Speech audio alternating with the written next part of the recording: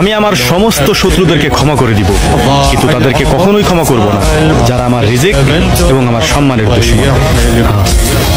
আমি হিসাব রাখি না জীবনে কি পেয়েছি কি হারিয়েছি, ব্যাস এতটুকুই চাই কষ্ট তাদের থেকে না পাই যাদের কাছে আমি আমার সুখ বিলিয়েছি। ওই মানুষের থেকে দূরে থাকো যে তোমারও বন্ধু, তোমার শত্রুরও বন্ধু।